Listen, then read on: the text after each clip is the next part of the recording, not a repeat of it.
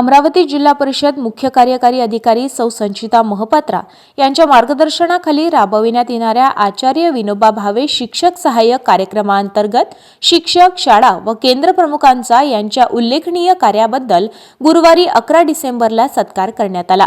यात अमरावती जिल्ह्यातील 27 शिक्षकांचा सहभाग होता। या कार्यक्रमात जिल्हा परिषद अमरावती व ओपन लिंक फाउंडेशन यांच्या संयुक्त विद्यमाने शालेय शिक्षणात गुणवत्ता, नवउपक्रम आणि तंत्रज्ञानाचा प्रभावी वापर वाढविण्याच्या उद्देशाने राबविला जात आहे।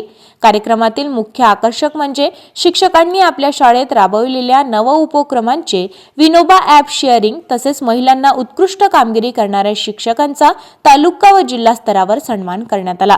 या कार्यक्रमात मिशन 100 अंतर्गत 5वी व 8वी शिष्यवृत्ती सराव चाचणी 2 मधील जिल्ह्यातील टॉप 6 शाळांना देखील गौरवण्यात आले। तसेच विनोबा ॲप वरील लीड बोर्ड मध्ये उत्कृष्ट कामगिरी करणारे शिक्षक, शाळा, केंद्रे व केंद्र प्रमुखांनाही विशेष सन्मान प्रदान करण्यात आला।